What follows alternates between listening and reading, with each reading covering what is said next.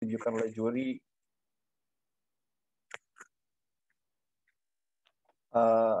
Jadi benar-benar bisa kerasa gitu loh. Adrenalinnya itu beda ya. Kalau kita ikutan lomba. Tapi ada adrenalin yang menarik adalah at least setidaknya kalau saya kalah ya cuma ya udah gitu loh. Memang kalau tugas dari dosen kan kalau kita nggak submit ya bisa harus ngulang dan sebagainya gitu kan. Dan sekali lagi ya, membangun portofolio ini tolong buat teman-teman lakukan dari sekarang ya, selama kalian masih kuliah, ini adalah waktu emas kalian untuk membangun portofolio. Jadi kalau saya punya rewind button ya, saya punya satu aja rewind button ya, bisa mengulang salah satu momen hidup saya ya. Ini salah satunya ya. Jadi dulu waktu yang saya bikin itu adalah alat untuk, jadi gini, kita itu kalau olahraga yang paling bagus itu kan sebenarnya aerobik ya. Tapi aerobik itu nggak akan berguna secara maksimal untuk jantung kita kalau misalnya kita tuh langsung, misalnya contoh kita lari gitu ya, kita lari langsung lari sprint, itu nggak akan berguna. Kenapa? Karena detak jantung kita itu harus bentuknya kayak parabola supaya efektif maksimal melatih jantung kita dan efektif buat tubuh kita. Jadi pada waktu itu saya pakai intervensi musik. Musik itu bisa mengintervensi, si musiknya itu akan di awal dia akan ngasih yang beatnya rendah, sedang, tinggi, kemudian sedang, kemudian rendah gitu. Kira-kira kayak gitu. Nah, setelah lomba itu ya udah kalah kan, udah bete ya, pundung lah ya kata bahasa Bandung gitu kan. Ya kita nggak patenin gitu loh. Udah aja biarin aja gitu. Nah 6 bulan kemudian Nike dan Apple ini ya bikin ya something yang mirip. Ya saya nggak bisa bilang itu dia melihat mencontek saya ya, tapi setidaknya kalau saya mematenkan pada waktu saya lomba, mungkin ada chance gitu kan. Mungkin saya kerja di Apple atau di Nike, we don't know. Atau setidaknya dapat royalty gitu kan. Ya, ini salah satu momen yang sulit, kalau boleh saya ulang, ya saya pengen ulang ya, tapi ternyata ya itu dia, yang namanya penyesalan itu pasti datang belakangan gitu loh. Makanya jangan sampai teman-teman kuliah 4 tahun, 5 tahun, kemudian menyesal gitu. Duh, kenapa dulu waktu kuliah saya nggak ngoprek, nggak ikut lomba, nggak bikin paper, nggak bikin riset gitu kan, atau nggak doing something yang useful. So ini if I have a rewind button ya. Nah kemudian waktu kuliah ya memang karena saya juga orang kurang berada ya pada waktu itu, ya mau nggak mau kita jadi freelancer ya. Tapi emang ini juga nggak sederhana ya, jadi freelancer ini menarik ya karena kita punya beberapa tantangan ya, harus punya communication skill, harus punya negotiation skill, dan language skill-nya ini nggak cuma language skill ngomong dalam bahasa manusia ya, harus bisa ngoding beneran. Ya, jadi harus punya kemampuan ngoding sehingga ya skill-nya bisa kepake. Memang saya nggak selalu rekomendasikan ini ya untuk semua. Kalau kalian udah sangat berkecukupan ya mungkin nggak harus jadi freelancer, tapi kalau kalian ingin dapat tambahan menjadi freelancer saat kuliah itu adalah sebuah opsi yang menurut saya menarik ya. Tapi jangan sampai mengganggu waktu kuliah. Kenapa? Karena berdasarkan pengalaman saya dulu waktu saya jadi freelancer ya saya jadi benar-benar ibaratnya gini, kalau lomba kan kita ikutan, kalah ya sudah gitu kan. Nah ini kalau jadi freelancer udah dikasih kerjaan gak dikerjain, wah ya bisa nggak makan kita gitu kan, istilahnya kayak gitu. Makanya ini jadi kesempatan baik juga untuk melatih hidup kita, survival kita. Memang ini bukan something yang sustain ya kalau menurut saya. Jadi kecuali kita jadi freelancer yang benar-benar punya skills yang sangat sangat unik dan benar-benar dicari gitu ya misalnya. Misalnya kalian jadi freelancer untuk bahasa pemrograman yang cuma dipakai di banking industry, nah mungkin itu menarik ya, itu contoh. Tapi kalau jadi freelancer yang umum-umum, kayaknya sekarang bukan sebuah opsi yang menarik kalau menurut saya ya. Kecuali kalian punya klien-klien yang di level global gitu. Anyway, it's a good thing to try gitu kan, karena ini bisa melatih banyak hal yang bisa di atas, dan ini akan kepake banget apakah kalian nanti jadi entrepreneur atau kalian kerja di korporat atau mungkin jadi mahaguru seperti Bapak Umar ya. Oke. Nah, kemudian apa? Dan ternyata kombinasi jadi ketua himpunan ya kan, ikutan lomba banyak, kemudian jadi freelancer gitu, itu akhirnya membuat saya bisa berlabuh di Microsoft ya, itu bareng Pak Umar juga ya. Jadi ya alhamdulillah Ibaratnya kerja di Microsoft, mungkin Pak Umar juga sama ya. Kita nggak ditanya CV, nggak pernah bikin CV gitu ya. Tiba-tiba dipanggil aja sama orang Microsoft, lalu bantu gua dah. Jadi karyawan aja gitu ya. Gitu.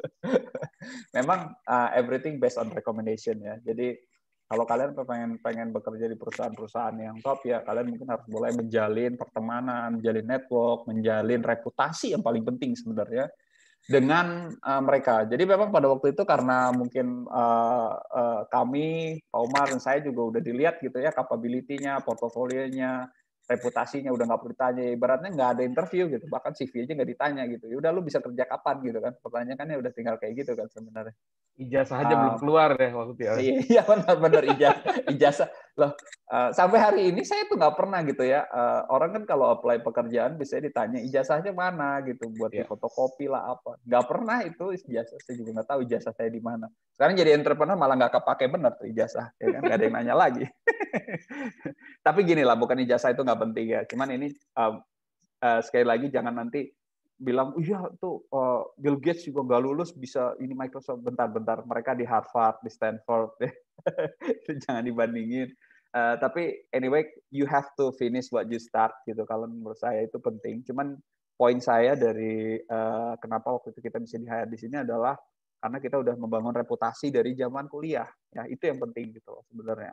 Jadi kalau reputasi kalian udah bagus, portofolio kalian udah jelas, udah pernah bikin produk apa aja, bisa ngoding beneran ya kan, udah melakukan beberapa project gitu kan, apalagi punya kemampuan ngomong yang memadai ya, communication skills yang bagus, meskipun introvertnya parah banget gitu ya, ini kan bisa, kalian bisa survive pasti gitu, kalian pasti bisa mendapatkan pekerjaan-pekerjaan terbaik yang available.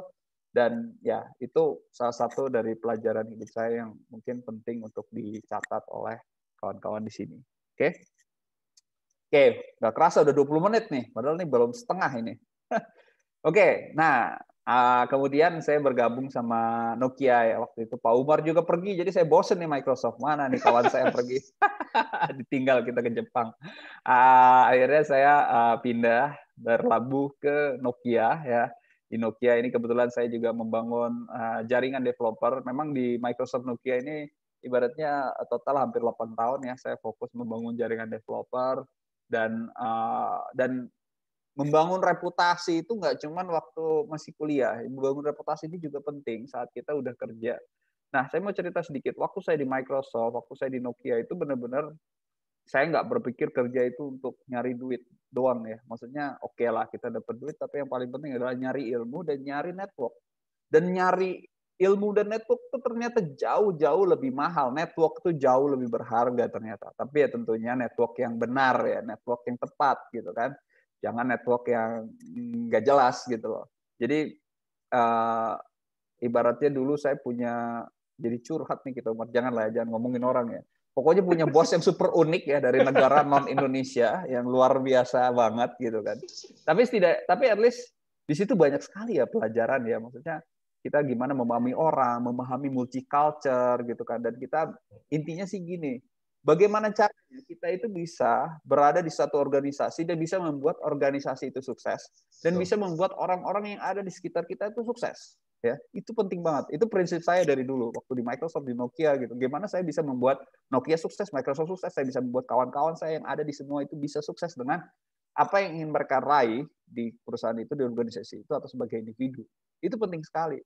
Kenapa itu jadi penting? Karena itu yang akhirnya bisa saya bawa sekarang ya. Jadi to be honest, menjalani entrepreneurship sekarang itu nggak akan kejadian ya kalau saya nggak memanen ya dari hasil-hasil yang dulu gitu. Ibaratnya yang sederhana gini, misalnya kita punya partner di perusahaan gitu kan, dan dia kayak pengen mengejar satu KPI gitu kan, kita bantuin aja itu ya dikit ya KPI, kita bantuin sampai achieve gitu kan. Itu impact-nya itu benar-benar panjang ya. Jadi orang itu benar-benar akan punya yang namanya positive mindset terhadap kita. Dan akhirnya apa? Nanti ke depannya dia misalnya, kalau ada ini di coding aja itu ada Naren di situ gitu loh.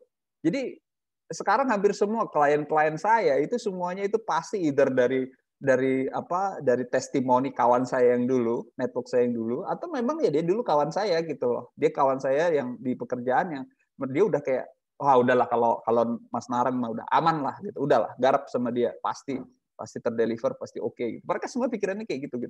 Kadang-kadang saya bingung, itu aja tuh sama yang sana aja gitu loh, misalnya, oh enggak, gue maunya sama lu gitu, kayak gitu loh. Jadi itu penting sekali ya kawan-kawan untuk menjaga reputasi kita jangan sampai rusak sedikit pun gitu loh saat kita dimanapun. Memang kalau dalam kehidupan tuh pasti kita akan ketemu yang namanya friksi ya. Cuman kan gini, friksi itu by default akan datang, ya kan. Tapi kan sikap kita ini untuk menghadapi friksi itu yang akan jadi pembeda. Dan jangan pernah berpikir bahwa wah udahlah, gue pengen ini beres, gimana caranya beresin gitu kan. Tapi kita akan menghajar orang-orang, kita akan melakukan hal-hal yang tidak tepat gitu ya. Itu implikasinya banyak banget, panjang banget ke depannya gitu. Dan itu yang jadi salah satu guidance saya ya. Ya di mana saya akan berusaha untuk menjaga ya etika bisnis, etika dalam kita berprofesional, memastikan bahwa working ethic kita menggunakan yang paling maksimum ya, dan itu akhirnya yang bisa saya panen ya kalau bisa dibilang sekarang gitu. Oke. Nah, ini cerita sedikit sih. Sebenarnya kita cuma punya waktu kan 40 menit, nanti ada Jumatan juga. Jadi buat gambaran teman-teman, sebenarnya saya itu punya banyak perusahaan ya.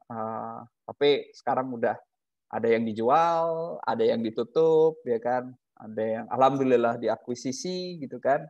Yang diakuisisi ini dia investment base ya. Jadi meskipun di coding ini bootstrap ya, tapi sebenarnya saya bukan orang yang anti dengan investor. Jadi ada perusahaan saya juga yang emang diinvest dan akhirnya sekarang sudah dibeli, gitu kan.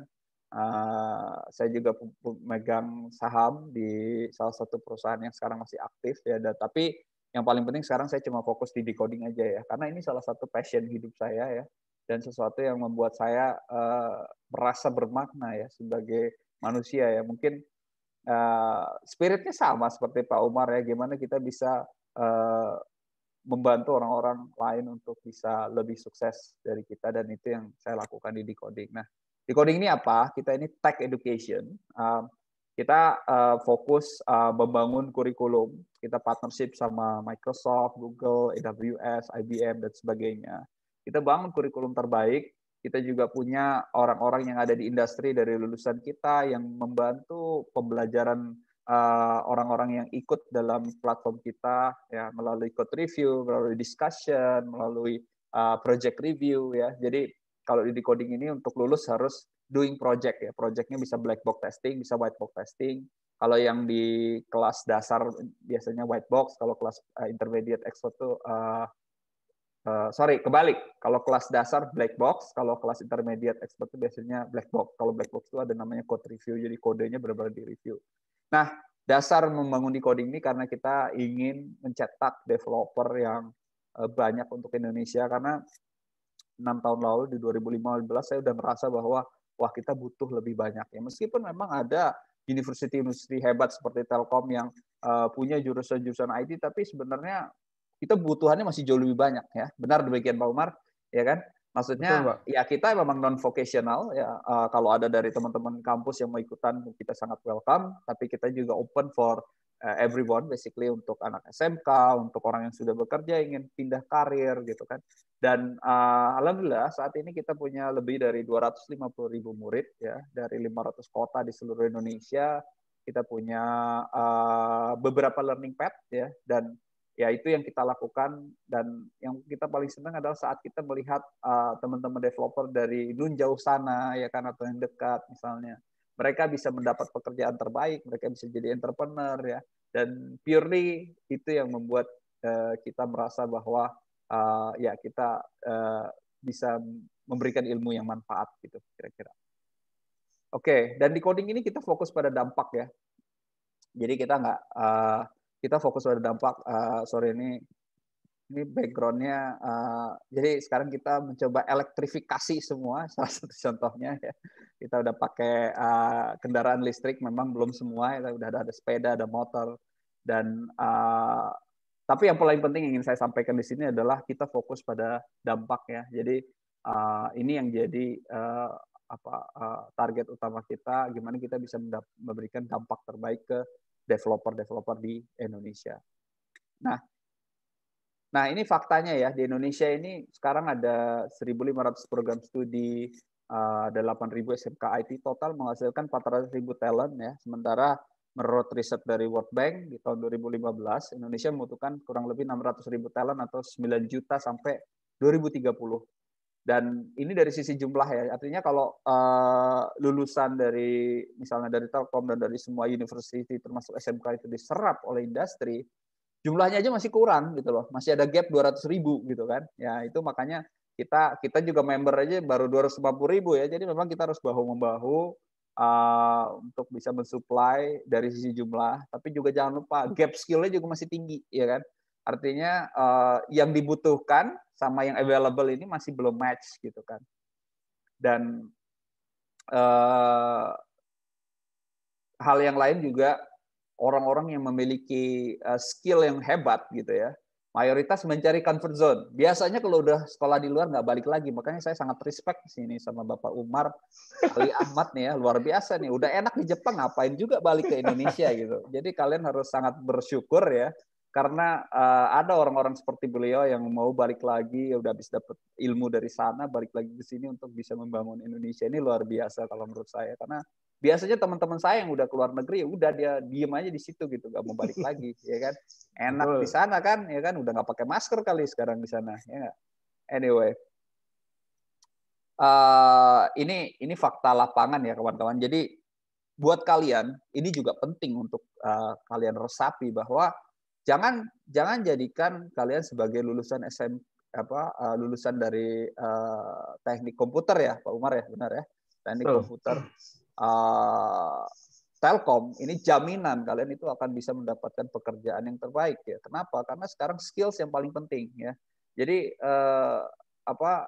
kalian harus menjaga nama baik Telkom dengan tentunya meningkatkan terus skills kalian secara konsisten. Caranya gimana? Jadi gini, sorry, di komputer saya agak. Oke, yang pertama ya, manfaatkan privilege ya. Nggak semua ya teman-teman bisa sekolah di universitas yang hebat seperti Telkom ya. Adik saya juga lulusan Telkom by the way. Dan kalau kalian bergaul ya sama teman-teman yang di luar sana di university lain, ya ada juga kan yang orang-orang banyak yang dia nggak bisa dapat kesempatan untuk belajar di universitas. Kalian harus merasa sangat bersyukur. Gimana dengan kalian cara bersyukurnya adalah jadi 1% aja lebih baik setiap hari ya. Ini kalian akan multipliernya sampai 37 kali dalam setahun ya. Gimana caranya jadi lebih baik? Jadi nggak usah banyak-banyak, 1% aja ya. Kalau kalian push up bisa sehari 100, besoknya 101 gitu. Gambarannya kira kayak gitu. Nggak banyak gitu. Tapi kalau kalian lakukan secara konsisten, itu akan make a big difference gitu kan. Salah satu contohnya adalah masalah misalnya membaca. Orang-orang Indonesia ini biasanya memang by default literasinya kurang, ya kan? Saya selalu ditanya ke Mas, di coding ini kenapa sih kebanyakan teks gitu isinya, platform belajarnya? Lah kamu tuh jadi developer tuh nanti baca codingan loh, bukan baca narasi. Kamu kalau nggak bisa baca, nggak familiar sama baca teksnya, jangan jadi developer.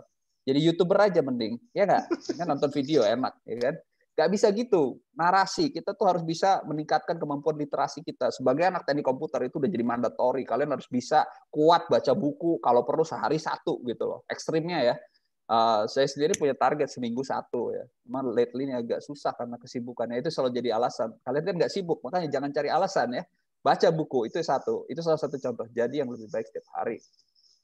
Karena apa? Perubahan kecil ini seringkali bisa menembus ambang batas ya. Jadi nah, ini yang paling penting juga. Kalau ingin dapatkan hasil yang baik, jangan fokus pada hasil aja, fokus pada sistemnya. Ya, ini jadi penting gitu loh. Kenapa? Karena gini, saya selalu melihat bahwa ini lingkungan sebenarnya akan membentuk kita. Makanya saya minta Pak Umar, anak-anak itu dikasih target yang setinggi-tingginya gitu, ya kan? Biarkan mereka kasih target bikin produk, kerjain project, ambil sertifikasi gitu kan. Boleh kalau mau ke decoding, kalau mau ke yang lain juga nggak ada masalah gitu loh. Maksud aku, kalau mereka punya environment orang-orang yang mau belajar terus gitu, konsisten gitu kan untuk terus, dan setidaknya itu yang nanti di belakang-belakang berceceran itu masih dalam standar yang tinggi gitu, ya kan?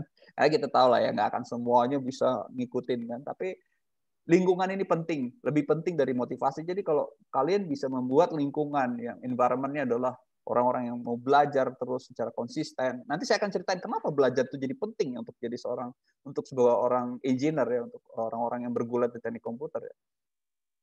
Lingkungan ini akan bisa menjadi kontrol buat kita gitu loh. Karena kalau kita maunya cuma dalam comfort zone, maunya belajar yang itu aja gitu ya, akan susah kita ntar untuk menjadi pionir di era digitalisasi seperti sekarang gitu loh. Nah, oke, saya nggak jelasin grafik ini ya karena ini bisa panjang banget jelasinnya. Nah, ini growth mindset nih yang penting. Ini jadi yang spirit yang selalu saya pakai buat mengajarkan karyawan saya ya, tim saya di decoding gitu kan. Growth mindset ini penting. Growth mindset itu apa? Growth mindset itu gini. Kalian harus percaya bahwa nggak ada istilahnya. Kan ada suka ngomong, aduh saya nilainya jelek, aduh saya nggak bisa. Saya juga dulu IP-nya pas-pasan loh. Sekarang saya punya karyawan 40, yang murid 200.000, ya kan? Itu bukan alasan, guys. Ya, jadi yang paling penting adalah kalian terus yakin nggak ada orang bawaan oroknya itu blow on gitu ya. Sorry kalau rada kasar ya. Jadi semua itu pasti bisa untuk dibangun dari awal ya kan. Selama kita konsisten untuk membangun, untuk growth gitu ya. Jadi kalau di tim decoding setiap tahun mereka di awal tahun itu harus ngedefine apa yang ingin kamu capai dalam satu quarter, apa yang kamu capai dalam satu tahun. Dan kita akan support apapun itu. Misalnya mau ngambil kelas di sini, mau ngambil sertifikasi, bahkan mau kemana, misalnya ke Eropa, ke Amerika, ya sebelum pandemi ya Pak Umar ya, sekarang susah kita kemana-mana. Nah, ini penting ya kalian untuk punya target growth mindset ini, ya kan? Karena kalau kalian punya target growth yang konsisten, ya misalnya gini, oke, semester ini saya pengen menguasai bahasa C. Semester depan saya pengen menguasai bahasa Java. Semester depannya lagi saya pengen menguasai Android. Apa indikator menguasai Android? Misalnya dapat Android Associate Certification dari Google. Nah, itu growth mindset itu yang penting untuk ada di pikiran kita. Kenapa ini jadi penting? Karena gini, teknologi itu berubah. Terus konsisten berubah, ya kan? Gak akan bisa kita pungkiri. Teknologi itu akan terus berkembang, ya kan? Dan yang abadi itu justru perubahan itu gitu. Jadi kalau kita tidak bisa selalu beradaptasi terhadap perubahan itu gitu ya kita akan tertinggal. Katakanlah gini, kalian misalnya sekarang belajar jadi Android expert, nggak update nih skills-nya, nggak pernah dipakai tuh codingannya ya. 6 bulan, 9 bulan udah jadi intermediate, setahun lagi jadi beginner lagi gitu. Karena perubahannya akan sangat cepat kan, kira-kira kayak gitu ya. Dan growth mindset ini memang harus jadi budaya setiap individu, ya kan? Dan biasanya juga gini, dari survei kita ya, biasanya mayoritas engineer itu menjadikan growth sebagai indikator kepuasan. Ya. Jadi seriously, kalau kalian tanya karyawan saya, jarang sekali yang resign ya. Biasanya kenapa mereka ini stay di kita? Karena salah satunya adalah mereka sangat merasakan gitu loh, kemampuan growth-nya ini bertambah ya. Dan indikator kepuasan yang tingkatannya lebih tinggi daripada uang ini sebenarnya ya itu growth itu tadi. Makanya saya selalu jadikan growth plan individu sebagai agenda prioritas dan anggaran untuk indikasi ini jadi investasi terbesar kita di decoding. Nah itu growth mindset ya, ini jadi penting buat kalian yang memang sudah jelas ngambil teknik komputer. Mudah-mudahan di sini semua ngambil teknik komputer bukan karena pilihan orang tua ya, emang karena memang mau jadi engineer ya. Kalau nanti pengen jadi engineer beneran ya, ini harus jadi mindset kalian.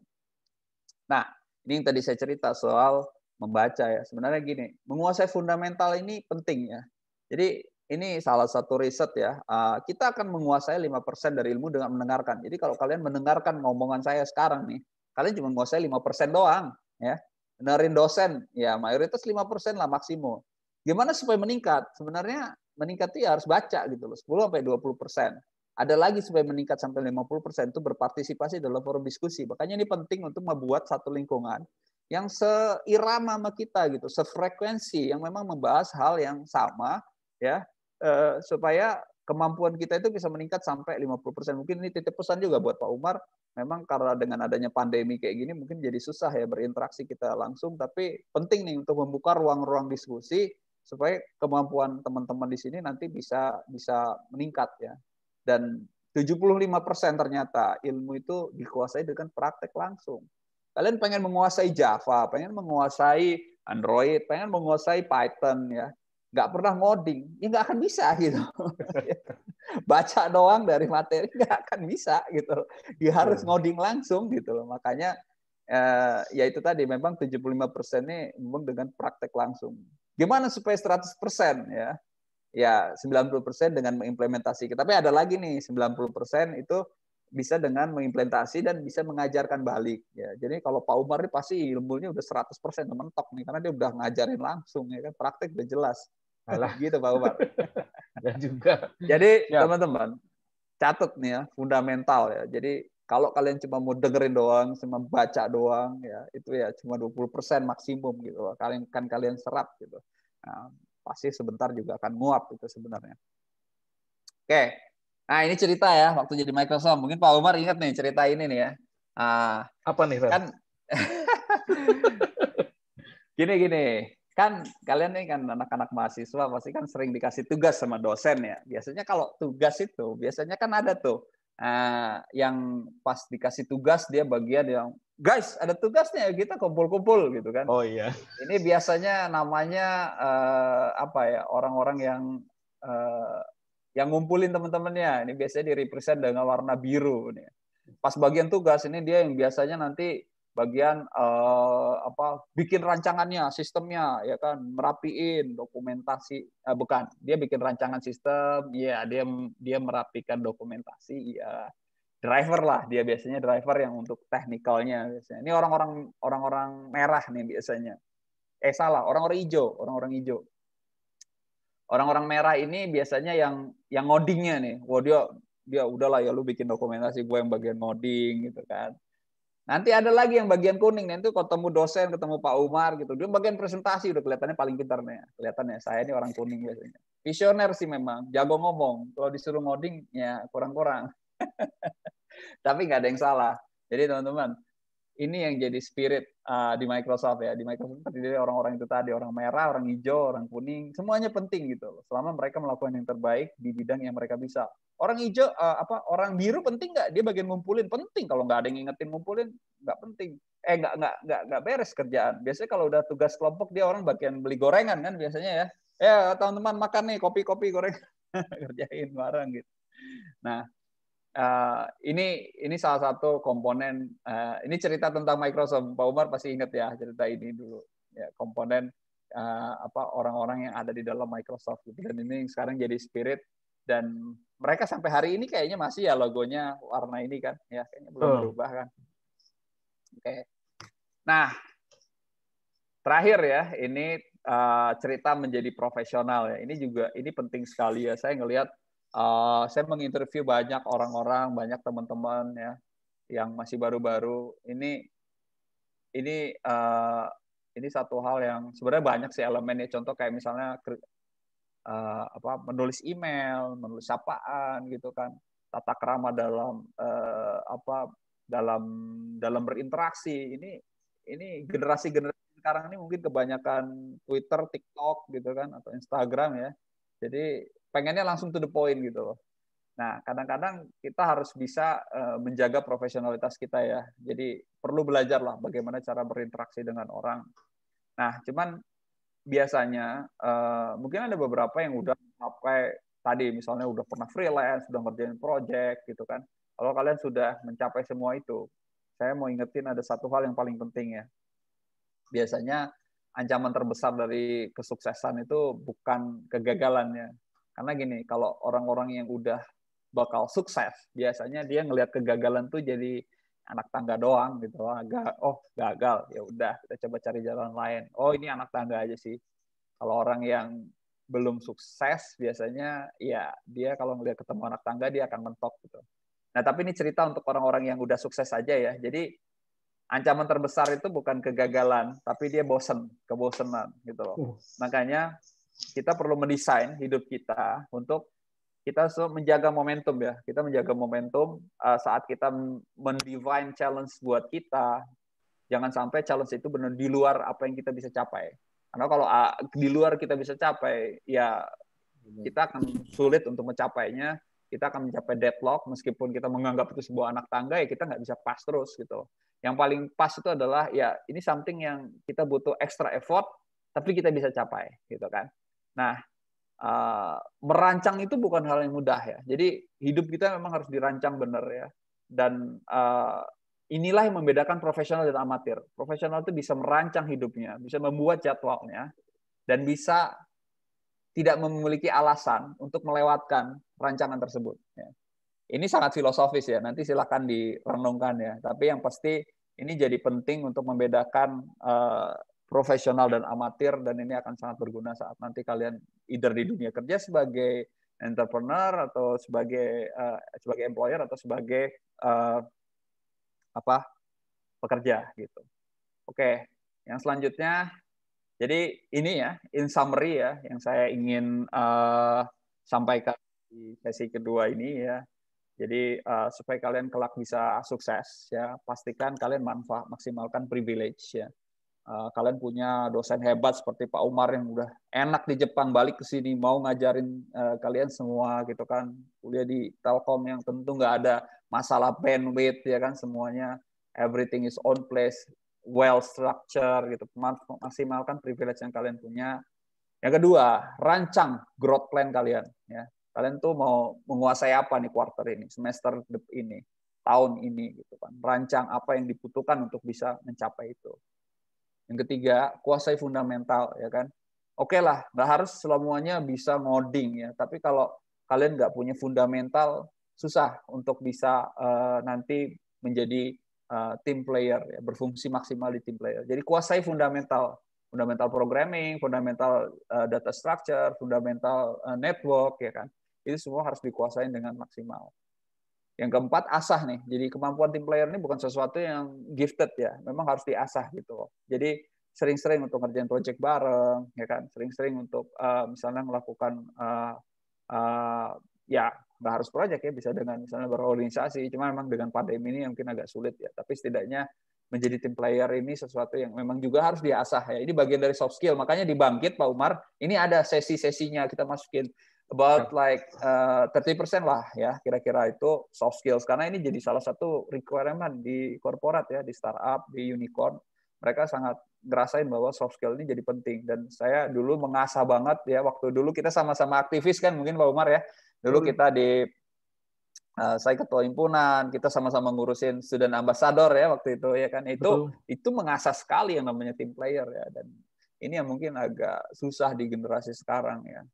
Nah, yang terakhir adalah kalau kalian udah bisa mencapai itu, mencoba untuk belajar dari profesional dari sekarang ya. Dan ini ingat baik-baik pesan saya, dunia ini butuh orang yang ingin tahu, bukan orang yang cerdas ya. Jadi saya bukan orang yang cerdas, tapi saya selalu ingin tahu ya, itu yang membuat saya bisa mencapai titik ini. So, Pak Umar, saya mau izin iklan sedikit ya. Kita lagi meluncurkan back-end developer scholarship ya.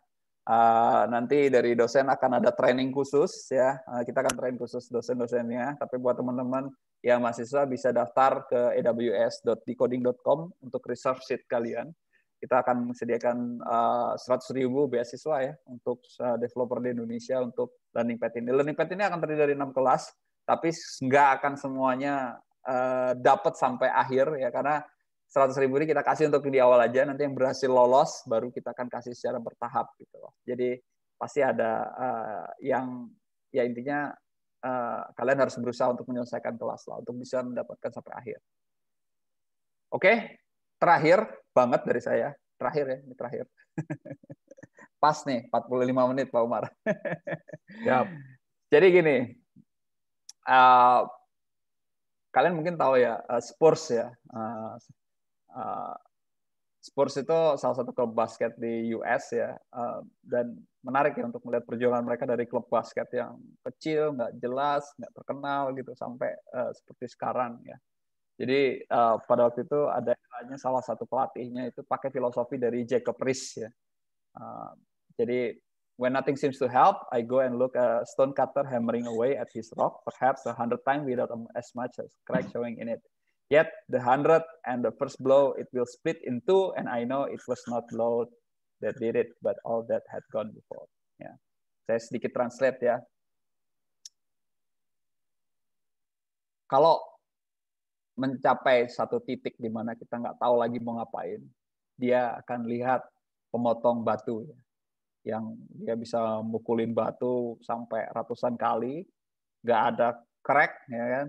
Tapi mungkin pada saat di 100, 200, atau 300, batu itu akan terpecah jadi dua. Ya. Dan kita semua tahu bahwa bukan pukulan terakhir itu yang membuat batu itu pecah, ya. Tapi ratusan pukulan yang membuat batu itu jadi terbelah. Ya. Di dunia ini cuma ada Indomie kali yang instan ya, guys. Jadi nggak ada yang instan untuk menjadi technopreneur, engineer, ya, senior engineer whatsoever. Ya. Yang instan cuma Indomie kali ya. Kok jadi iklan sih. Jadi semua effort yang akan kalian lakukan mulai dari sekarang itu yang akan membuat perbedaan besar kelak nanti saat kalian mencapai titik di mana orang-orang lain mungkin akan menyesal, gitu kan. Karena penyesalan itu bisa datang belakangan ya. So do investment terbaik untuk diri kalian dengan lakukan yang terbaik yang kalian bisa, yang sudah saya pesankan tadi. Dan ya mudah-mudahan semua bisa mencapai titik puncak yang sama. Mungkin dari saya itu Pak Umar, udah 58 menit nih saya bicara nih, udah lebih dari yang dialokasikan. Kita buka aja sesi tengahnya jawab kali ya, biar menarik. Siap. Terima kasih Pak Naren, luar biasa sekali ya. Saya jadi dejavu ya, ingat-ingat yang dulu Pak Naren. Jadi luar biasa. Saya bareng sama Pak Naren itu dari tahun 2006 ya.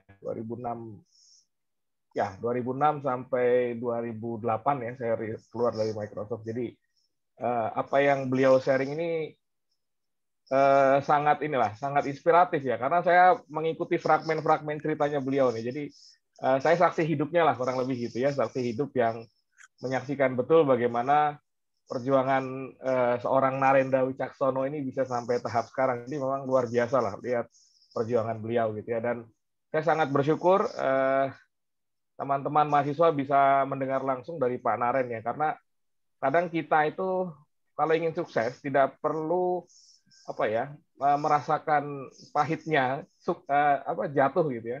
Ketika kita sudah pernah belajar langsung dari orang yang sudah merasakan pahitnya itu, dan saya rasa dengan sharing hari ini semoga kita bisa mengambil pelajaran penting ya, betapa berapa tahun nih Pak Naren, berarti hampir 13 tahun ya, 13 tahun berlalu dan Pak Naren sudah mencapai begitu banyak hal ya. Dan saya rasa ini sangat menarik buat kita tiru ya, supaya kita bisa sukses lah seperti Pak Naren gitu ya. Oke, rekan-rekan mahasiswa semua, jadi ini konsep pertanyaannya seperti biasa ya, silakan bisa di raise hand atau di kolom chat yang ingin bertanya. Sudah ada satu penanya nih Pak dari Mas Lutfi ya. Pak Naren mohon izin. Menurut Pak Naren, apakah melanjutkan studi hingga jenjang S2 dan S3 berpengaruh bagi seseorang yang ingin terjun ke bidang teknopreneur? Sebenarnya teknopreneur ini kan pengalaman ya, journey ya. Jadi, nah itu mungkin nanti Pak Naren bisa jelaskan lebih detail, Pak. Silakan Pak Naren. Iya, kalau menurut saya sih pasti berpengaruh ya, karena kita bicara konteks. Kalau orang mengambil studi S2 dan S3 seperti Pak Umar gitu kan, pasti kan dapetin ilmu yang lebih banyak gitu kan daripada saya yang mungkin masih S1 gitu kan. Jadi kalau dalam konteks ilmu pasti akan bermanfaat sih kalau menurut saya gitu kan. Cuman emang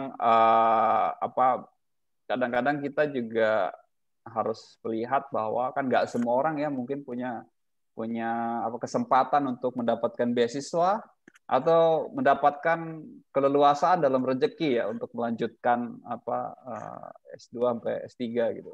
Kalau saya sendiri sih dulu memang selain IP-nya pas-pasan, dari sisi rezeki juga nggak ada gitu loh. Jadi kalau IP pas-pasan kan agak susah ya nyari beasiswa ya. Kalau Pak Umar ini kan pasti luar biasa, IP-nya mentok kali ya. Sama kita Ren.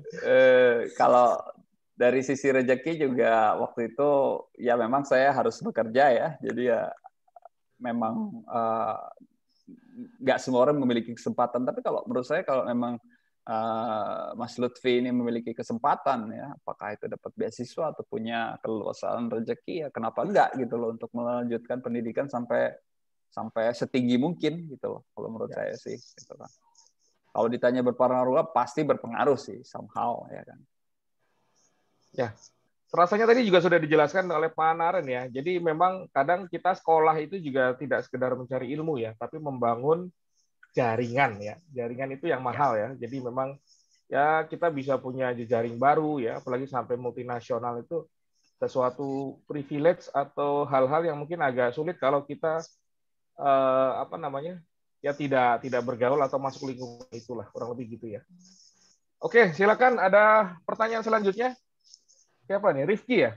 Rifki Wina Dimaja. Halo Rifki. Halo.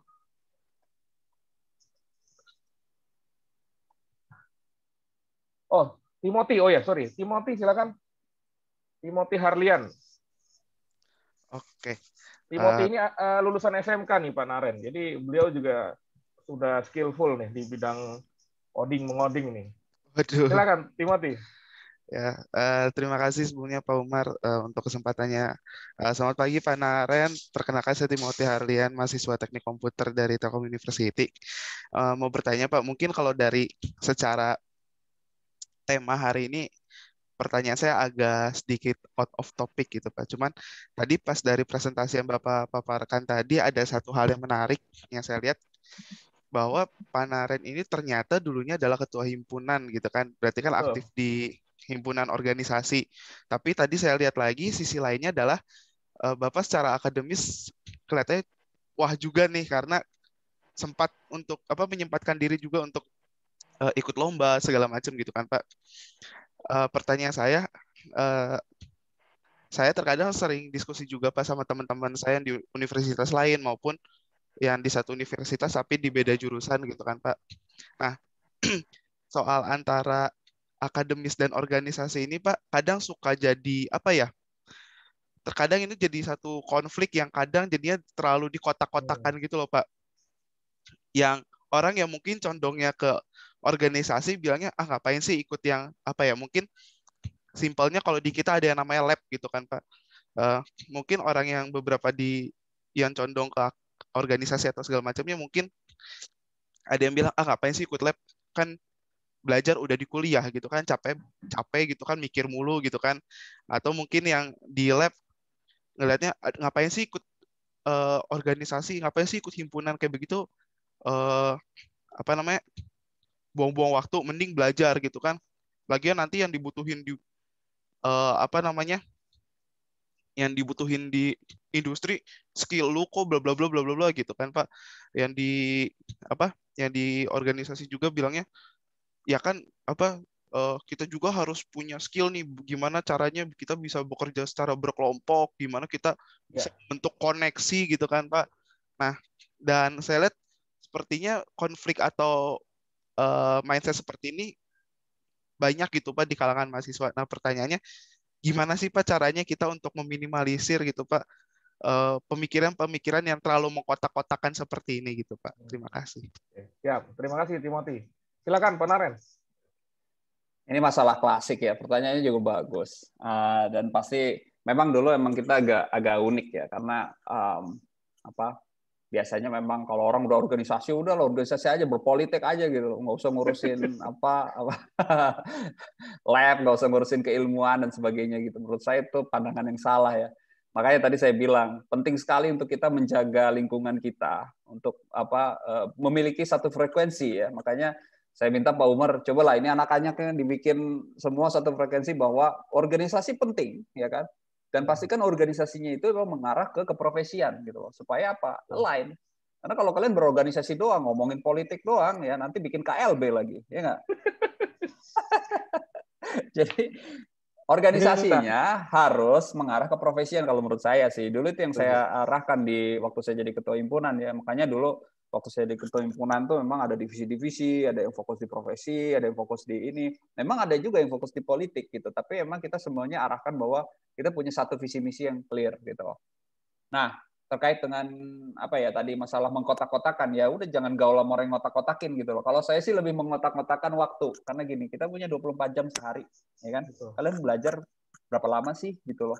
Kalian belajar di kuliah berapa sih, satu SKS itu kan cuman berapa gitu loh kan, 45 menit kan sebenarnya seminggu gitu. Kalian ngambil 20 SKS, itu 20 jam seminggu, itu berapa sih? Orang tuh kerja 40 jam loh seminggu. Berarti kan kalau 20 jam seminggu kalian tuh sebenarnya cuma setengah part time gitu kalau dibanding sama orang kerja. Masih ada 20 jam lagi tuh bisa dipakai. Itu kalau kalian pakai 8 jam sehari. Lah orang mahasiswa, anak kagak punya, bini kagak ada, ya kan? Cicilan nggak ada ya, Ren? Iya kan?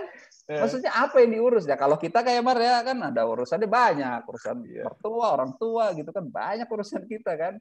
Kalian punya 24 jam sehari. Coba deh kalau dihitung-hitung waktu ya, 24 jam sehari. Tidur berapa sih? Tidur 8 jam, ya kan? Mandi, sholat, makan apa sejam paling kan? 9 jam. Ambillah 2 jam, berarti 10 jam. Masih ada 14 jam. Kuliah cuma 4 jam sehari, 10 jam. Sayang banget tuh. Kalau mau ngotak-ngotakin 10 jamnya, 2 jam dipakai organisasi, 2 jam dipakai buat misalnya buat yang keprofesian, 2 jam buat ngambil sertifikasi, 2 jam lagi buat belajar. Tadi saya sempat bilang, jangan capek lah mikir. Lebih capek loh kalau nggak ada yang dipikirin daripada mikir. Serius. Orang pengangguran tuh lebih capek loh. Nggak ada yang dipikirin nih, gue bingung nih mau mikir apa gitu. Mending banyak yang dipikirin, lebih bagus gitu. Seriously. Saya punya orang tua ya, kebetulan ya diuji sama Allah ya dengan stroke ya kan, dan sekarang ibaratnya udah practically lumpuh ya. Dia biasanya aktif, nggak bisa ngapa-ngapain, itu rasanya sedih sekali gitu kan. Maksudnya dia masih pengen ngapa-ngapain nggak bisa gitu. Nah kadang-kadang kita harus melihat orang-orang yang diuji ya begitu untuk melihat wah gimana kita ini harus bisa memanfaatkan waktu kita sebaik mungkin gitu. Karena emang kan ya anak-anak mahasiswa sekarang emang banyak alasan gitu, jangan kebanyakan mikir lah, capek ya. Saya kasih tahu, lebih capek nanti lu nggak ada yang dipikirin loh, bener. Jadi sekali lagi, coba dibuat environment-nya yang benar ya buat teman-teman teknik komputer ini. Rancanglah organisasinya untuk bisa mengarah ke profesian, bisa mensupport growth dari teman-teman gitu kan, sehingga ya jadinya align gitu loh sama ininya gitu loh. Ya berpolitik boleh dikit-dikit aja lah gitu lah, nggak usah terlalu ini gitu kan. Ngomongin bangsa negara capek lah gitu, nanti ditangkap lagi ya kan. Aduh nanti gue ditangkap nih ngomong gini. Enggak. Bercanda Pak. Maksudku ya berpolitik boleh, tapi ya kan ada porsinya. Tadi sekali lagi waktu kita tuh banyak gitu, apalagi yang mahasiswa ngapain sih gitu loh waktunya. Betul, ya kan Pak. Banyak banget gitu. Dan nanti kalian kalau udah seumur saya akan ngerasa bahwa yang namanya main game apa hal-hal yang nggak faedah itu jadi sebuah penyesalan gitu loh sebenarnya. Ya emang yang namanya penyesalan datang belakangan kan, ya nggak? Kalau di depan namanya pendaftaran, Mbak. Oh betul. ada. Siap. Timothy gimana? Sudah terjawab ya? Terjawab Pak. Terima kasih banyak Pak. Siap. Selanjutnya silakan yang mau bertanya lagi bisa raise hand. Oh, ada yang ngechat saya nih. Pak, ini ada pertanyaan dari mahasiswi nih, Pak. Dia nggak berani langsung ya ngechat ke saya. Menurut Pak Naren, bagaimana caranya Pak mengubah mindset kita yang terpaksa? Wah, ini kata-katanya. Yang terpaksa milih jurusan engineering karena dipaksa orang tua, Pak. Dan sekarang bukan waktunya mundur, tetapi mau maju juga sulit karena passion saya bukan di situ. Wah, ini pertanyaan klasik nih, terjadi di mana saja. Silakan Pak Naren. Oke, ini susah ya, hidup dalam tekanan. Jadi kadang tuh memang kalau kita bicara soal passion ya, kadang susah ya, karena gini, ada batasan yang kurang jelas ya antara kita merasa ini bukan passion atau kita merasa ini sebuah anak tangga yang kita nggak bisa lewatin gitu loh. Kadang-kadang kita suka mencari alasan karena kita tidak mampu, ini bukan passion saya gitu, ya kan? Kebenaran, Pak ya. Ya seperti itu. Jadi gini, tadi saya bilang kadang-kadang kita emang pasti mentok gitu, pasti kita mentok gitu kan. Cuman emang apa saat kita mentok itu memang kita harus nganggap itu anak tangga gitu ya. Jadi kalau kita mentok itu karena itu kita anggap anak tangga ya kita pasti kita akan merasa bahwa itu anak tangga pasti kita bisa lewatin gitu. Makanya tadi saya kan sampaikan ya yang statement dari Jacob Riis itu tadi bahwa ya kalian pasti ngerasa bahwa mentok gitu, tapi itu batu itu pasti pecah nanti setelah entah keberapa kali, tapi setelah berapa kalinya itu nggak tahu gitu. Cuman saat itu saat ada saatnya batu itu akan pecah. Kalau menurut saya sih kalau ditanya apa yang harus dilakukan, finish what you started ya. Kalau menurut saya gitu kan. Apalagi itu udah urusannya sama orang tua ya. Kita manusia ini kan pentingnya untuk menjaga orang tua kita, menjaga kepercayaan mereka gitu kan. Ya IP-nya 2, nggak apa-apalah, lulus kan kalau di sana juga ya. Yang penting lulus gitu.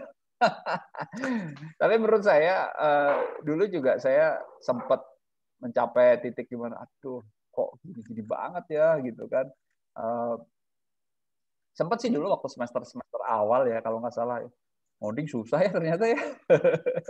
Tapi sampai saya ketemu masa di mana waktu itu, ternyata ngoding asik gitu loh. Tapi memang itu butuh proses ya, butuh kita sampai nyoba sampai proses. Jadi kita merasakan kenikmatan gitu dari ngoding. Dan sejujurnya saya dulu tuh senang banget tuh ngoding langsung. Makanya dulu waktu kuliah kalau saya dikasih teori-teori saya pusing gitu. Aduh apa sih ini gitu. Tapi kalau disuruh ngoding, disuruh adu coding, wah saya berani biasanya. Jadi sampai ada tuh mahasiswa yang paling pintar ya, yang IP-nya hampir 4 ya.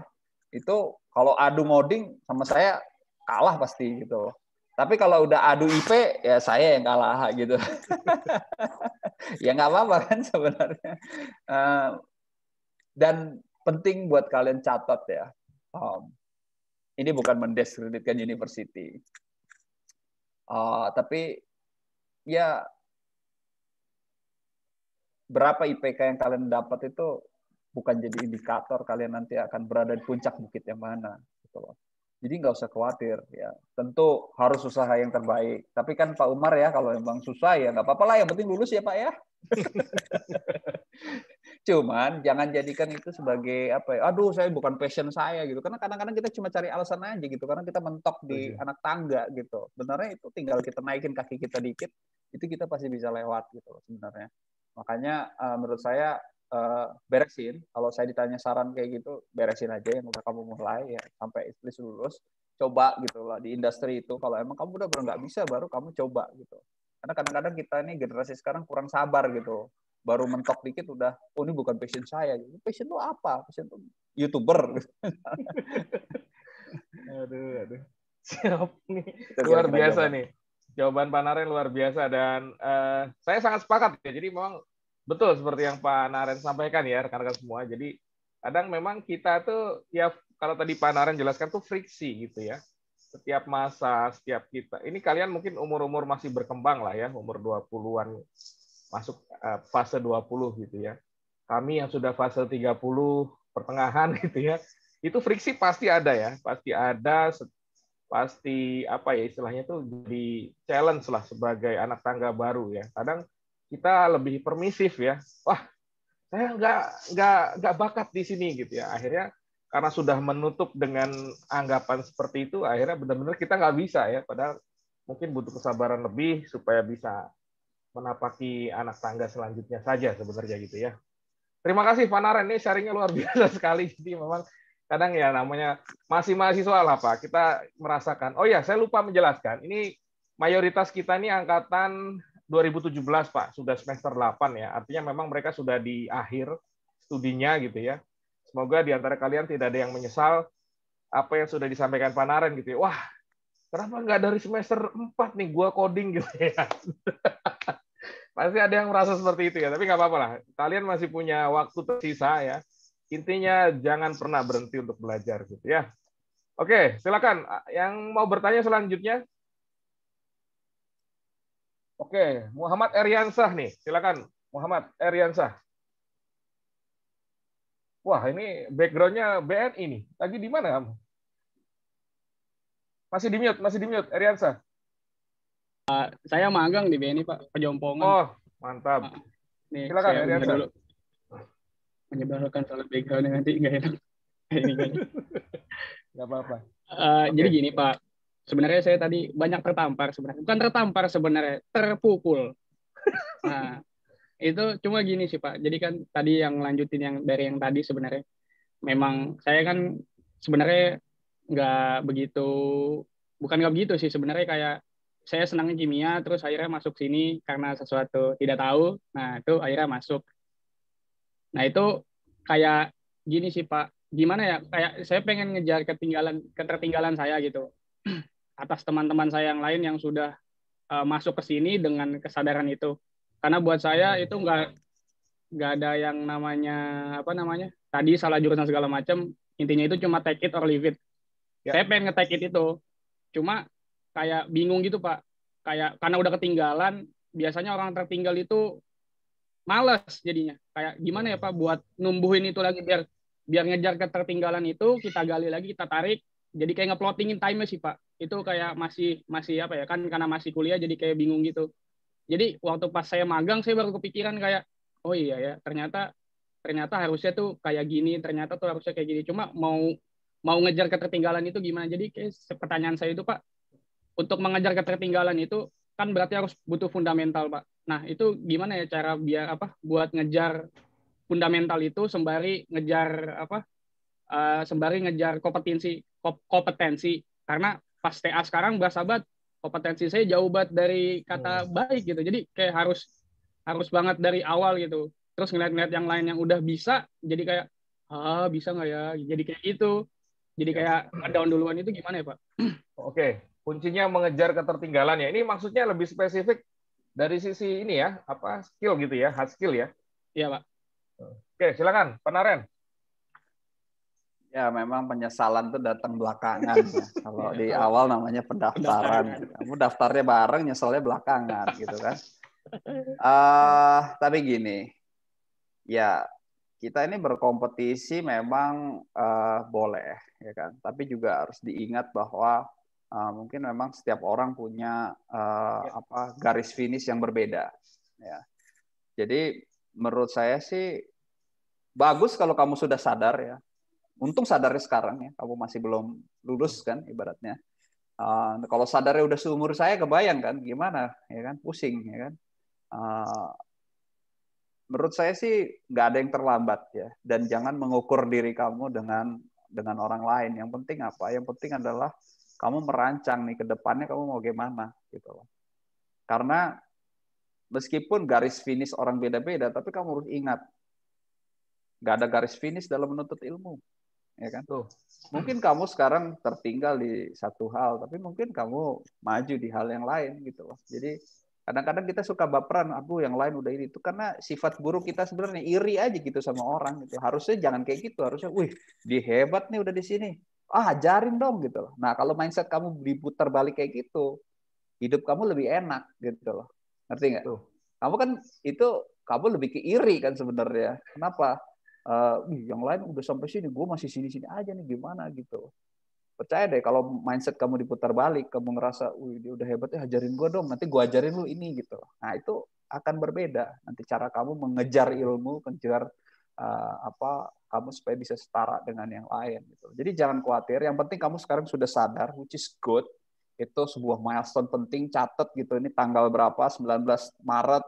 Habis dengar khotbahnya Pak Naren, saya jadi sadar saya harus membangun growth mindset diri saya, gitu kan. Dan nanti kapan-kapan kalau kamu udah sukses, bolehlah panggil saya. Kali aja saya susah, gitu kan. Ya kan? Bangun growth mindset kamu, bangun rencana hidup kamu ke depannya, pengen kamu capai, gitu kan. Dan yang nggak usah khawatir dengan pencapaian orang, gitu. Yang penting, plan kamu yang udah kamu buat itu nanti kamu tepati, gitu loh.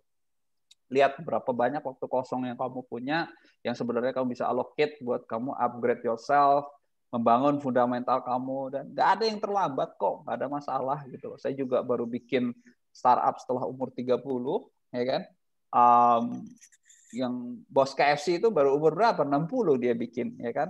Yang kita nggak usah lihat Steve Jobs, Bill Gates, dan kawan-kawan lah ya. Mungkin dia emang eksepsional banget ya. Tapi sekali lagi nggak ada yang terlambat kok dalam kita memulai. Yang penting kita sudah sadar dan kita udah bisa merancang itu ke depannya mau gimana dan mematuhi jadwal yang kita buat. Tadi saya bilang kan, apa bedanya profesional sama amatir? Profesional tidak mencari alasan untuk tidak menepati. Jadi jangan cari alasan lagi gitu. Oh, yang lain udah kayak gini. Ya terus kenapa kalau yang lain lagi gitu?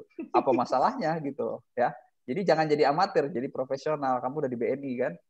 Ya, siap. Terima kasih, Pak Naren. Ini sebelum lanjut pertanyaan, mungkin saya mau mengingatkan Pak Naren ya. Kalau nggak salah pernah ya dulu Pak Naren sharing yang itu Pak, yang ada driver Gojek ya, yang akhirnya belajar coding ya. Iya. Nah, itu bagus nih Pak. Ini rasanya nyambung dengan dua penanya barusan ya. Boleh di-share Pak? Boleh, itu dulu ada driver Gojek, ceritanya panjang sekali. Sebenarnya banyak sih cerita kayak gini. Bahkan ada yang sekarang jadi karyawan Skaya. Nah, kalau yang ini, jadi gini, dulu dia itu ikut di coding dari awal, ya kan. Ini masalah orang-orang tuh banyak loh. Mungkin kalian udah masuk teknik komputer, Telkom ini mungkin nggak merasakan nih masalah. Dia orang nggak punya komputer, ya kan. Dia cuma masih pakai handphone, ya kan. Internet juga pas-pasan, ya. Jadi si orang ini dulu, dia pengen belajar, dia pengen mengubah nasib lah. Dia kerja jadi driver Gojek plus dia tuh jadi karyawan KFC apa ya, pokoknya semacam fast food kayak gitulah. Delivery-nya ya kalau nggak salah. Iya, dan dia ingin mengubah nasib. Dia udah punya istrinya lagi hamil, wah kebayang ya repotnya. Terus dia juga pengen ngambil kuliah gitu kan. Dia waktu itu hari Jumat tuh dia nge-WhatsApp saya. Bukan WhatsApp, dia message saya di Facebook ya. Masih ingat saya.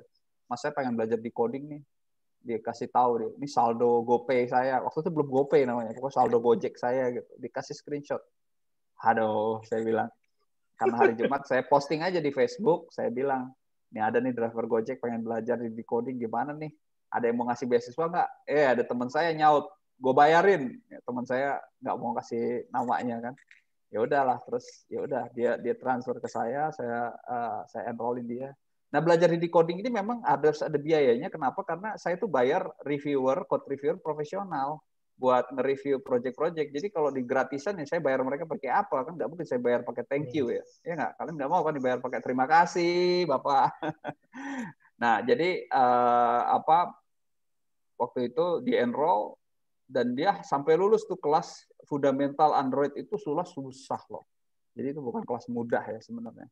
Ya saya ingat banget perjalanan dia dulu, dia kayak ngumpulin buat beli komputernya pas-pasan. Kalian tahu kalau pakai modding Android pakai komputer 4 GB Core i3 gitu kan rasanya gimana? Di compile, dia build, dia bikin Indomie sampai Indominya habis belum tentu beres itu compile. Jadi itu perjuangan orang-orang ya kawan-kawan. Dan sekarang dia kerja di Lintas Media Danawa, jadi salah satu mobile developer. Bahkan sekarang udah senior mobile developer kalau nggak salah ya, namanya Junia Firdaus kalau nggak salah ya. Dan itu salah satu kisah yang menurut saya luar biasa, perjuangan orang. Dan di coding banyak sekali yang ceritanya kayak gitu. Makanya kalau saya bilang kalian itu sebenarnya udah over privilege ya, pasti masuk Telkom ini kan bayarannya nggak murah ya. Dan pasti komputernya udah sangat memenuhi, internet oke, buktinya kalian semua bisa ikutan Zoom ini nggak ada masalah gitu kan.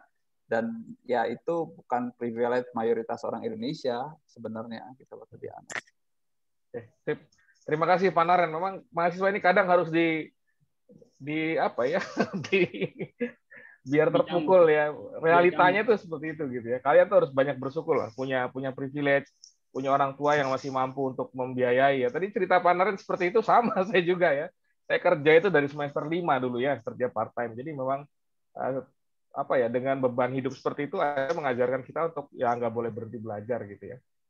Oke, Pak Naren, punten, ini ternyata masih sangat antusias nih. Ini dalam list saya ada 5 pertanyaan lagi. Boleh Pak Naren? Santai Pak, saya allocate sampai jam 11 kan untuk Bapak Umar sahabat saya ini. Waduh, luar biasa nih. Saya udah nggak enak. Soalnya janjiannya 10.30 soalnya ya. Oke, baik. Saya bacakan sesuai urut ya. Yang pertama ada seorang mahasiswa ya. Dia nanya gini Pak. Orang-orang sekarang ini rata-rata takut untuk memulai, Pak Naren ya. Terutama pandemi ini kan ya tahu sendiri Pak ya, resikonya banyak di mana-mana gitu ya. Apalagi kalau seorang introvert kayak saya gitu ya. Saya pengen jadi technopreneur, pengen punya portofolio banyak, tapi masalahnya adalah takut, Pak, ya. Kira-kira kapan kalau saya boleh tahu mulai start jadi entrepreneur seperti Bapak ini gimana, Pak ya? Nah, ini tadi kayaknya udah dijelasin, Pak ya. Oke, Pak, mungkin singkat saja Pak Naren yang pertanyaan ini, Pak. Ya, saya udah mulai dari zaman kuliah sebenarnya. Betul. Kalau ditanya entrepreneur, saya dari SD. Saya dulu tuh nganterin itu tuh apa jualan buku dari waktu kecil sebetulnya. Jadi kalau ditanya udah dari SD sih sebenarnya. Ya memang orang selalu takut untuk memulai ya, dan itu hal yang wajar. Tapi kalau saya sih justru saya takut kalau saya nggak mulai gitu loh sebenarnya, ya kan. Jadi ketakutan itu harus diganti. Kalau kamu nggak mulai, kamu nggak akan tahu gimana gitu loh, ya kan. Makanya jangan sampai menyesal gitu. Orang lain nanti udah mencapai mana, kita masih belum di mana-mana. Gitu. Karena kita tidak mau memulai, karena kita bergulat dengan ketakutan kita. Itu sih yang justru harus dibalik itu rasa takutnya. Oke, terima kasih Pak Naren. Selanjutnya Afdal Zikri, silakan. Halo Afdal. Masih di mute Afdal?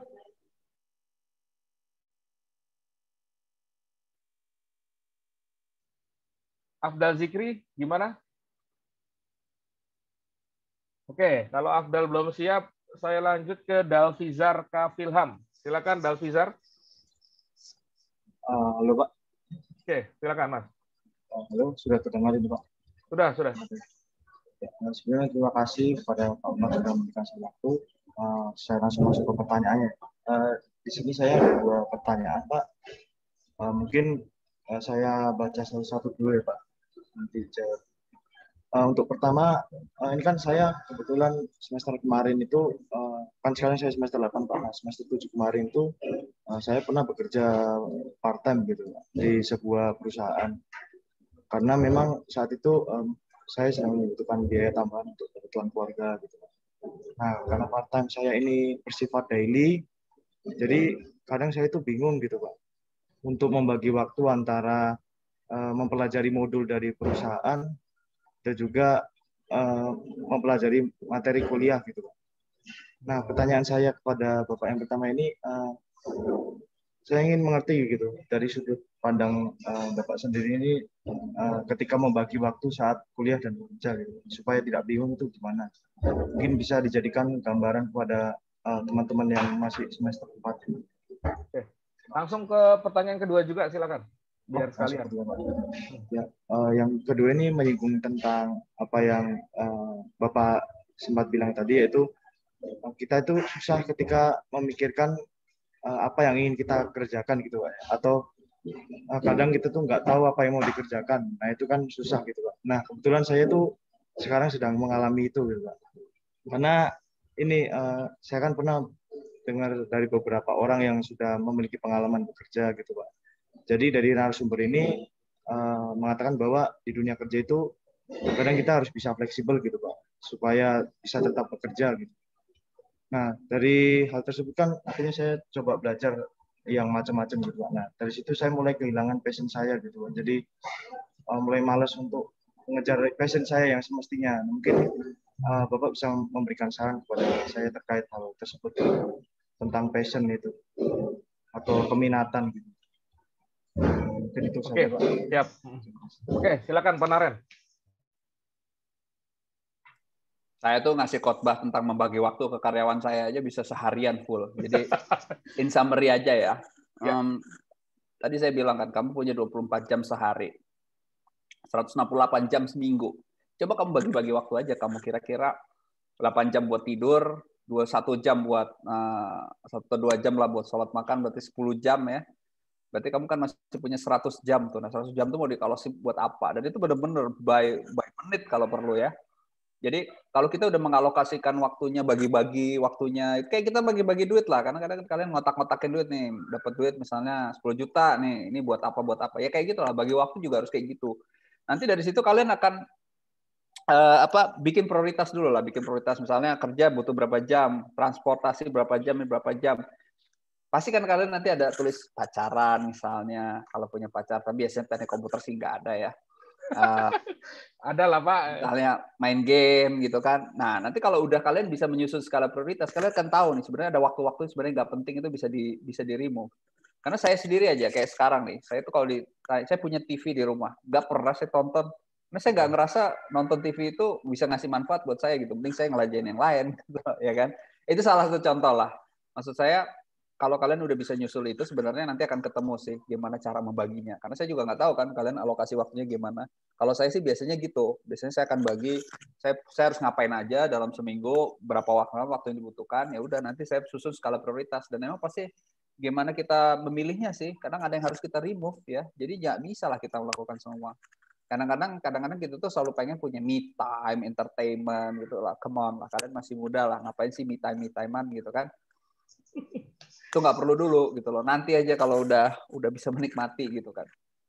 Ya itu satu. Yang kedua, malas mengejar passion karena terlalu banyak yang dikejar. Nah ini masalah klasik ya. Jadi gini, makanya kita tuh harus fokus. Kita tuh jangan terlalu banyak yang misalnya misalnya gini, kalian lihat, teman saya udah jago Android, udah jago web. Gue pengen jadi Android dan web developer sekaligus. Nggak bisa bos, ya kan?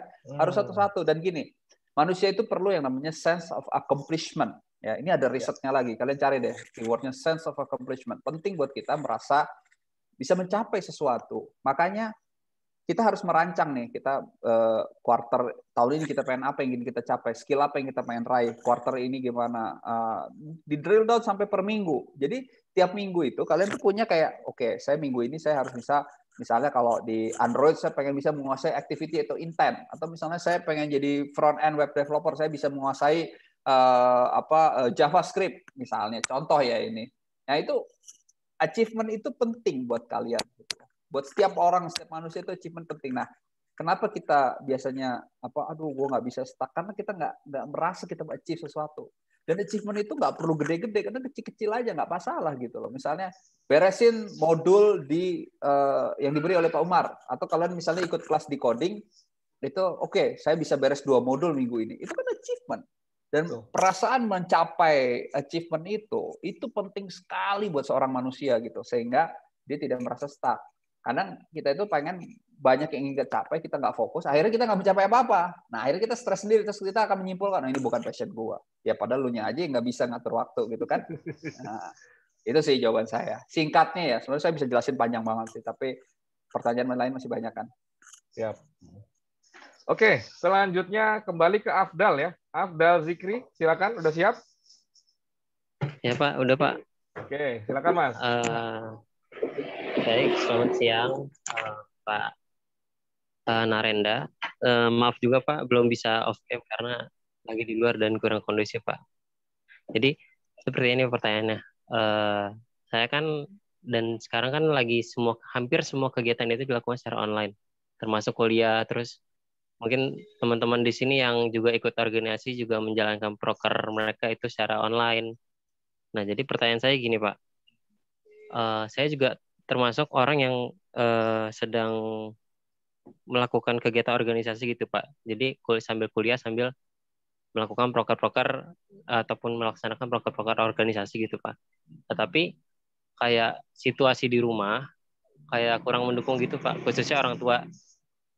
Nah, terus bahkan sampai terucap oleh mereka kayak ngapain gitu, terus rapat, terus kumpul-kumpul segala macam. Memang mau bikin apa? Kayak seakan-akan mereka tuh berpikiran ya yang saya lakuin kayak rapat-rapat kumpul-kumpul secara online kayak gitu kayak nggak guna gitu Pak. Sedangkan ya saya berpikirnya ya ini positif buat saya dan insya Allah kepake lah untuk kedepannya gitu Pak. Dan pertanyaan saya mungkin lebih ke bagaimana gitu Pak cara menanggapi tanggapan mereka gitu. Itu yang pertama.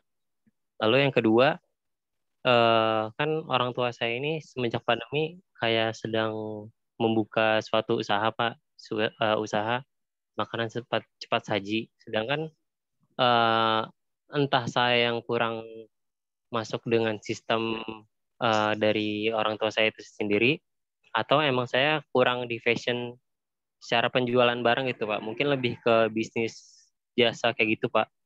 Tuh. Dan alhamdulillah saat ini sedang melakukan part time menjadi guru les SD di sekitar rumah gitu sih Pak. Mungkin kayak apakah pemikiran saya yang untuk pertanyaan kedua ini benar atau sebenarnya ada hal lain yang harus saya benahi gitu Pak. Mungkin Sorry, saya nggak jelas gitu aja pertanyaan Pak. keduanya itu apa ya?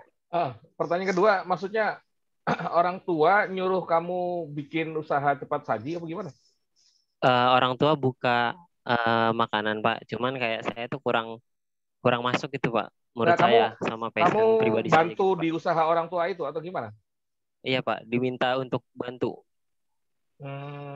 Kayak gitu. Sedangkan kayak menurut saya kayak bukan passionnya gitu Pak.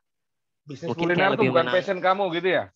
Iya Pak, tapi kayak mereka tuh kayak selalu ataupun banyak menuntut saya untuk ya harus ke kerjaan ini gitu, harus banyak Ya, bantu ya. dan lain-lain Rasanya gitu. tadi ini Mungkin mirip-mirip dengan pertanyaan sebelumnya nih. Oke.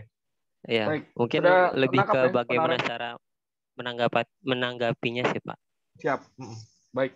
Makasih Oke, Pak. silakan, Penaren. Ini kayak pertanyaannya kayak ke psikolog nih harusnya nih. Gini lah, saya kasih jawaban yang general ya untuk keduanya ya. Salah satu titik hidup saya di mana saya bisa mencapai satu level yang ya usaha saya jadi lancar ya. Kemudian masalah-masalah hidup saya juga yang ribet-ribet tuh teratasi pelan-pelan tuh saat saya sudah berdamai dengan orang tua. Ya. Jadi sedih, jadi curhat juga gitu ya. Tapi itu serius. Ya kita namanya anak sama orang tua pasti saat kita punya ego, orang tua punya ego, ya kan. Orang tua curiga dengan kita, lu ngapain aja sih depan laptop mulu gitu kan. Itu selalu ada gitu loh. Tapi percaya deh, kalau kamu sudah berdamai dengan mereka, positif, membantu mereka, benar-benar membantu gitu ya, dengan tulus dan ikhlas ya kan. Doa mereka itu mustajab banget ya, bisa mendrive kesuksesan kita. Saya Muslim kebetulan dan di cerita aja ya ada salah satu ayat yang bilang kebaikan kita, semua makhluk hidup, kebaikan semua makhluk hidup itu terhadap orang tua, apakah kita ini manusia, apakah kita ini semut, kita macan, atau kita kelelawar gitu ya, itu dibalas tunai di dunia. Ya. Jadi kalau kamu membantu orang tua dengan tulus dan ikhlas, apapun yang kamu lakukan itu pasti akan dibantu sama yang di atas. Ya. Percayalah, saya udah ngelakuin itu. Dulu saya berantem sama orang tua kerjaannya, tapi semenjak saya berdamai, semua dimudahkan ya. Dan ya, it's a true story. Memang mungkin tidak mudah buat kalian yang bisa belum memberikan yang maksimal kepada orang tua, tapi semua pasti butuh proses ya. Kalau kalian belum bisa beliin rumah, belum bisa beliin mobil, ya pasti nanti masih ada tantangan. Tapi saat ada momen kalian sudah bisa belikan semua itu, nggak ada lagi tuh cerita diomeli. Pasti. Kalian sudah bayarin haji mereka, gitu. Nggak ada lagi gitu. Saya jamin gitu. Tapi semua butuh proses. Dan itu emang gimana ya? Kalau kita berbuat baik, hidup kita dimudahkan. Setelah kita dimudahkan, kita jangan lupa kalau udah hidup dimudahkan, balikin lagi gitu loh, kasih lagi ke orang tua gitu. Itu makin dimudahkan. Jadi kayak proses kayak gitu gitu. Makanya ya saran saya buat semua yang di sini, kebetulan hari Jumat juga ya, perbaiki hubungan kita sama orang tua, mudahkan hidup mereka, sayangi mereka, kasih yang terbaik, mereka mau apa kasih ya. Saya bahkan dulu orang tua saya minta rumah saya aja saya kasih gitu ya, dan itu luar biasa gitu semuanya. Rumah mobil saya kasih semua gitu ya. Istri saya juga bilang udah kasih aja gitu. Ya akhirnya nggak jadi dikasih sih, tapi at least kita udah niat gitu loh sampai segitunya gitu. Ya lu mau minta apa gue kasih deh gitu. Intinya kan kayak gitu. Padahal kebayang ya, orang beli rumah susah kan, beli mobil susah ya gitu. Jadi itu titik balik ya. Waktu dulu saya ingat mobil saya jual, saya kasih uangnya cash semua ke mereka sampai saya nggak punya mobil. Percaya deh, saya pernah mencapai titik itu. Tapi setelah itu justru kemudahan-kemudahan itu kita dapat. Dan memang itu udah janji dari yang di atas kok. Dan saya udah membuktikan sendiri. So, ya mudah-mudahan bermanfaat buat yang lain juga. Terima kasih. Ini sarannya luar biasa sekali Pak Naren ya. Oke, masih ada 3 penanya terakhir ya. Terima kasih Pak sarannya Pak. Oke, sip. Semoga jadi ini ya. Semoga segera berdamai, Afdal. Amin Pak, semoga Pak. Oke, terima kasih. Selanjutnya 3 penanya terakhir ya. Saya buka untuk Pak. Ada Pak Hari Wisuda. Halo. Oke, Pak Hari Wisuda Ini kebetulan alumni kita ini, Pak. Sudah lulus ya. Oke, Pak Hari Wisuda, silakan. Langsung bertanya Pak Hari Wisuda. Masih di mute, halo? Oh, dia ngechat nih, Pak. Oke, saya bacakan lah. Oke, intinya gini, Hari Wisuda ini alumni kita, Pak Naren, ya, sudah lulus dan bekerja di salah satu perusahaan. Intinya dia gini. Pak, saya punya rencana ingin buka startup dalam waktu 3-5 tahun ke depan ya. Saat ini dia posisinya lagi bekerja nih, Pak ya. Untuk mewujudkan itu, modal apa saja yang saya perlukan, Pak ya, katanya ya. Dan kebetulan saat ini saya sedang rasanya sudah dijelasin tadi ya. Jadi memang perjalanan menuju startup itu panjang ya. Oke, mungkin Pak Naren bisa ditegaskan kembali, Pak. Jadi dia ceritanya kerja dulu nih, Pak. Kerja dulu. Nah, nanti suatu saat pengen buka usaha sendiri gitu ya. Langkah-langkah apa mungkin yang bisa disiapin gitu. Silakan Pak Naren. Ini jawabannya panjang banget sih. Tapi oke, in summary, modal yang paling utama itu adalah keberanian diri ya sebenarnya. Bukan nakut-nakutin, tapi kalian harus semua sadar bahwa bikin usaha itu kemampuan berhasilnya itu rata-rata cuma 10%. Jadi saya sendiri udah bikin usaha dari sebelumnya ya. Tadi saya bilang 7 itu saya mulai waktu saya mulai keluar dari karir profesional ya. Dan ada yang tutup juga kan tadi lihat ya. Dari sebelumnya itu lebih banyak lagi yang tutup. Jadi jangan berpikir kalau bikin usaha itu pasti akan berhasil ya. Tapi kalau kita berpikir nggak berhasil, kita nggak mulai-mulai. Cuma kita harus mikir kita ada kemungkinan berhasil gitu loh. Dan kadang-kadang kita mungkin harus pivot, kita harus shifting target, itu sesuatu yang wajar. Atau mungkin kita harus tutup, bikin lagi yang lain, it's fine gitu loh. Maksud saya jangan kayak baru bikin satu gagal pudung gitu. Nggak ada gitu, karena emang teorinya 10% kok berhasilnya gitu. Usaha itu rata-rata di seluruh dunia ya. Makanya jumlah entrepreneur di dunia cuma 5%. Di Indonesia cuma 3% kalau menurut BPS ya. Jadi ya modal pertama sih memang niat ya sebenarnya. Kita berani nggak gitu loh untuk memulai. Nggak bisa dipungkirin kadang-kadang emang kita butuh modal. Minimal kita butuh modal hidup kita lah gitu loh. Ada beberapa yang bilang ya minimal punya 6 bulan biaya hidup, ada yang setahun. Kalau saya punya setahun biaya hidup ya, jujur. Jadi itu jadi salah satu modal yang penting. Kenapa? Karena dalam kalau kita punya modal hidup itu kita bisa konsentrasi gitu kan. Ya, makanya kalau anak-anak mahasiswa ini paling enak gitu kan. Modalnya apa sih gitu kan? Tidur bisa di masjid, makan kan bisa nebeng ya kan. Jadi kalau mulai dari sekarang tuh nggak ada resiko gitu loh ya kan. Kalau kita udah punya keluarga gini kayak Pak Umar dan saya ini kalau mau mulai dari nol ya harus dipikirin kan biaya hidup per bulan berapa, itu yang harus kita siapkan. Jadi dan mungkin satu lagi yang penting juga adalah dukungan keluarga sih penting ya, apalagi kalau udah kita berkeluarga ya. Maksudnya kalau kita udah punya pasangan hidup itu biasanya kalau saya lihat dari teman-teman saya itu yang sangat menentukan apakah kita bakal bisa sukses apa enggak, karena yang namanya usaha itu pasti akan nemuin namanya batu rintangan, kegagalan gitu, fail. Kalau pasangan kita nggak sabar, nggak mendukung ya susah gitu pasti. Itu sih. Makanya ya kalau masih belum punya pasangan, tapi lebih enak sih punya pasangan. Jadi kalau hancur ada yang nyenengin gitu. Oke, Pak, ini ada pertanyaan kedua ternyata. Saya belum sebutkan tadi. Jadi dia bertanya, Pak, kalau memang arahnya pengen bikin usaha ke depan gitu ya, lebih baik masuk di perusahaan besar atau vendor atau masuk ke perusahaan startup. Wah, ini Pak Naren nih pasti bisa mengarahkan lebih baik nih. Ya, dua-duanya nggak ada masalah sih, karena nanti tergantung perusahaannya apa ya. Maksudnya saya kan dulu di corporate ya, bukan di startup ya. Tapi buktinya saya bisa memanen dari network saya dulu gitu kan, waktu saya bekerja. Jadi yang sebenarnya yang paling penting adalah bekerja di perusahaan yang profesional, yang mana kita bisa punya network yang bagus dan kita membangun reputasi kita di situ, ya kan? Ya di startup pun nggak ada masalah sih menurut saya. Memang kalau enaknya sih kalau di startup yang baru-baru itu kan biasanya kerjaannya nggak jelas, dan itu yang benar-benar jadi refleksi. Iya serius, kalau kerja ya misalnya kalian gabung di coding, terus kerjaannya kadang nggak jelas gitu loh. Kadang-kadang hari ini gini, hari itu gini, hari ini geno gitu kan, maksudnya ya dinamikanya gitu itu tinggi. Iya, apa aja kan kalau misalnya gitu, Pak, ya? Kalau perusahaan yang besar, well established kan udah jelas. Misalnya, oke, kamu jadi mobile developer, ya udah lu ngoding aja mobile developer ya kan. Betul. Android developer jelas. Kalau di coding bilang kamu developer ya, hari ini kamu bisa ngoding web, besok bisa ngoding back end, besok lagi ngoding. Tapi kadang-kadang buat beberapa orang justru itu seru kan. Jadi kita bisa merasakan kan dinamika dan segala macamnya.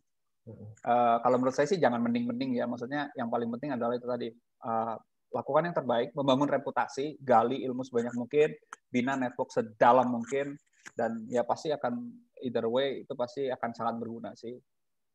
Kadang-kadang kita tuh selalu nyari gratifikasi instan ya. Maksudnya kayak nggak ada gunanya buat gue sekarang. Nggak akan pernah tahu loh. Kadang-kadang kita do our best now, itu implication-nya later. Aku kadang-kadang juga suka mikir, gila nih orang kok bantu aku segininya gitu. Terus aku tanya, kok ini gue dapat testimoni dari sini, katanya udahlah pokoknya lu aja yang ngerjain semua gitu. Kadang-kadang kita nggak tahu gitu. Aku jadi ingat, dulu gue bantuin dia nih di sini gitu. Nah itu matters ya. Jadi makanya jangan pernah berpikir kayak short term gitu kan, kayak nggak ada gunanya buat gue males gitu. Nah itu harus dihindari, apalagi buat yang masih baru-baru kerja kalau menurut saya. Oke, siap. Terima kasih Pak. Ini luar biasa ya. Hari semoga jelas ya. Oke, pertanyaan berikutnya nih, Ilham, silakan Ilham Maulana. Oh iya Pak. Oke, silakan Mas. Ya, sebelumnya terima kasih kepada Pak Umar yang sudah memberi saya kesempatan bertanya Pak. Sebelumnya perkenalan dulu, nama saya Ilham Maulana. Saya mahasiswa teknik komputer dari kelas TK 4203. Saya ingin bertanya kepada Pak Naren. Tadi untuk materi yang sudah dijelaskan Pak Naren kan ada satu poin yang bilang kalau ancaman dari ancaman terbesar untuk menjadi profesional itu sebenarnya bukan kegagalan, melainkan sebuah kebosanan, Pak. Nah, pertanyaan saya itu gimana sih caranya kalau kita itu udah terjebak di dalam lingkaran kebosanan itu, Pak, biar bisa keluar dari kebosanan. Itu gimana, Pak? Terus yang kedua, terkadang kita itu kan menemui orang yang dia itu punya hard skill yang bagus, skill ngodingnya jago, tapi dalam sosial atau komunikasinya bisa dibilang dia itu introvert, Pak. Nah, itu sebaiknya itu apakah dia belajar untuk bersosialisasi atau dia itu butuh orang lagi untuk melengkapi dirinya sendiri, Pak? Oke. Pertanyaannya bagus ya. Yang pertama adalah soal apa tadi? Sorry, nggak usah diingat nggak? Yang kedua saya jadi ingat pertanyaan kedua. Boleh diulang nggak yang pertanyaan pertama tadi? Oh ya, yang pertama itu kalau semisal kita udah terjebak dalam lingkaran kebosanan ya. Oke. Ya, mungkin gini. Boleh bagi tips gitu, Pak. Ya gini, kalau kamu udah mencapai level profesional, makanya penting untuk kita mendefine setiap tahun. Makanya tadi saya selalu ingatkan kan, growth mindset kita tuh selalu kita define, kita tuh what will be the next gitu loh, ya kan? Ini jadi penting, kenapa? Karena kalau kita udah berada dalam satu comfort zone, itu kita nanti akan ada titik kita di mana bosan, dan bosan itu yang justru bahaya gitu loh sebenarnya. Sebenarnya lebih bahaya comfort zone sih kalau menurut saya. Jadi dulu alasan saya keluar dari Microsoft, keluar dari Nokia tuh karena saya udah mencapai titik comfort zone dan saya merasa ini bentar lagi bosen nih saya di sini gitu loh. Makanya waktu itu saya pindahkan ke Nokia. Nokia dibeli Microsoft lagi, balik lagi ke Microsoft saya. Jadi saya sempat balik lagi ke Microsoft. Makanya tipsnya adalah ya define your personal goal, your personal growth gitu kan. Dan ya itu yang jadi patokan kalian untuk apa yang ingin dicapai gitu. Karena kalau kalian berada dalam satu organisasi atau perusahaan itu pasti dia punya target setiap tahun kan, punya target setiap quarter, tapi itu targetnya dia gitu kan. Yang menarik adalah kalau targetnya dia, apa yang ingin dicapai, visi misinya, targetnya, goalnya itu align dengan apa yang ingin kita capai. Makanya ini yang jadi salah satu kriteria kalau saya nge-hire orang buat decoding ya. Biasanya saya nyari visinya sama nggak nih sama decoding gitu loh, mencerdaskan kehidupan bangsa ya kan. Kalau enggak ya susah gitu, ya kan.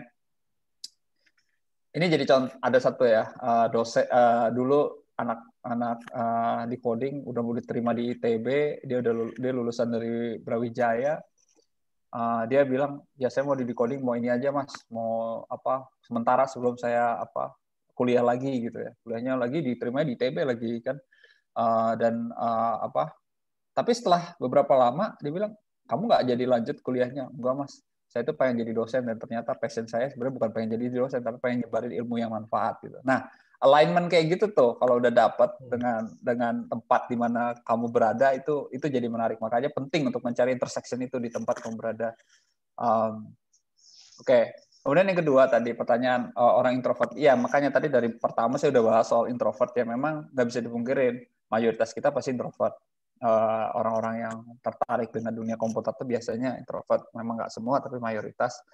Dan selain kita harus meningkatkan skills kita, kadang-kadang mungkin ada di antara kita yang bisa jadi bridging buat orang-orang introvert gitu loh. Saya bisa dibilang bridging nih. Karena saya kan di Decoding ada nih yang introvertnya parah banget, luar biasa tuh ada. Nah, saya jadi bridge-nya. Tadi yang saya ceritain di Microsoft tuh orang biru. Nah, komponen orang biru yang kalau tugas kuliah beli gorengan. Nah, kan butuh juga kan bridger yang bagus kan sebenarnya. Seksi Ya, konsumsi. Makanya, ya, seksi konsumsi. Nah, itu.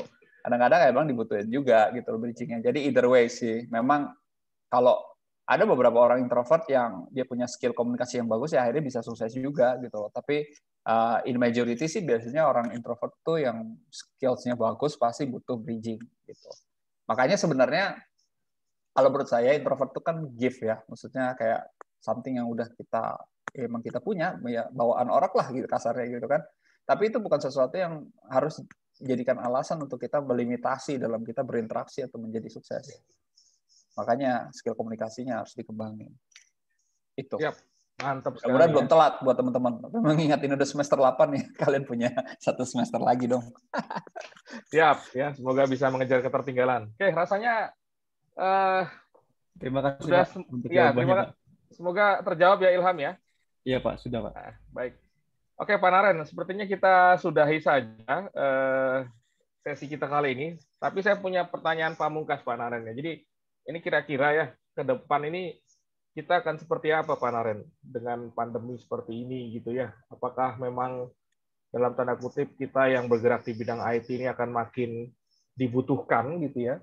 Atau memang mungkin zamannya akan berubah lagi menjadi zaman yang kita harus beradaptasi lagi dengan segala sesuatu perubahan nanti gitu ya. Oke, silakan bisa dijawab Pak Naren dengan closing statement-nya ya sebelum kita akhiri sesi hari ini gitu. Silakan, Pak. Gini, untuk menjadi entrepreneur itu kita harus selalu punya positive mindset ya. Di mana ada bencana, sebenarnya di situ ada kesempatan. Jadi kalau saya ngelihatnya, kita lihat fakta dulu deh ya. Pandemi ini mengakselerasi banyak hal. Kalian tadinya harus duduk langsung ketemu di kampus, sekarang udah bisa online kayak gini, ya kan?